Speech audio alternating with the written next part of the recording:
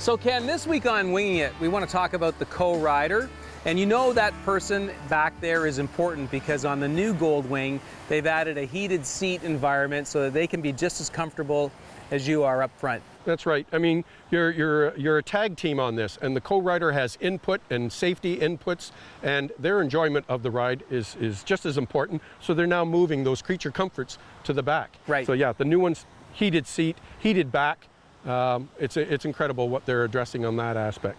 Now, this is your personal Goldwing. How many kilometers you got? 160,000. Oh, still working on it, huh? That's right. That's right. But you have added an aftermarket saddle, and you were telling me earlier the reason for that was so that your co-rider could sit upright. Yeah, the ergonomics from the original manufacturer were a little too sloped for a lot of the public. So a lot of the aftermarket seats addressed that issue, making it more upright, because they found the passengers were starting to slide a bit. It's one thing to design a bike, but then when you live in it, there's always room for improvement, no matter who it is. So that was a big improvement there for making the comfort long-term.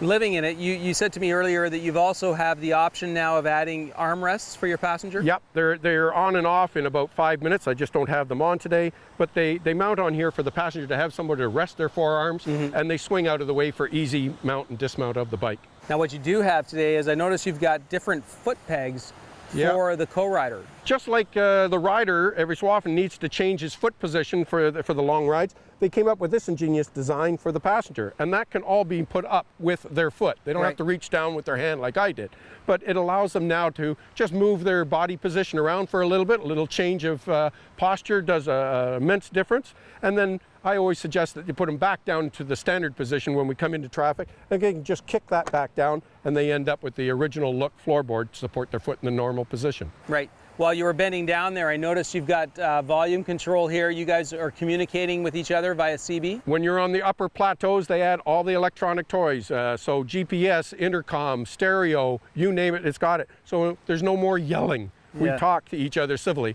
And these ones have sensors on board that it doesn't necessarily need a press to talk to intercom. It just realizes you're talking and it suppresses the music. Very cool. And I guess lastly, you've got these deflectors here. Does that actually allow you to flow air to your co-rider or deflect it away from your co-rider? You can aim them anywhere you want. They're sort of like the old school thought of no draft windows that we used to have on cars you no longer see, but it takes the ergonomics of the way the wind is flowing around the bike and aims them where you want them. It can be a plus or a minus depending on what the environment is that you're riding in that day.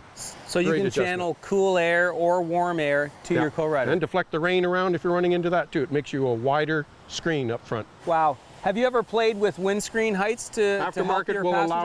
Aftermarket will allow you a lot to play with, but we've stuck with this one because now there is that adjustment from the factory that allows that I might want to deflect that turbulence when you're on the interstate, but I want it down for a little more wind on the back roads. Man, I just love the fact that you can customize this motorcycle, not only just for yourself, but also for your co-rider. It's very cool. They're very key to a good ride.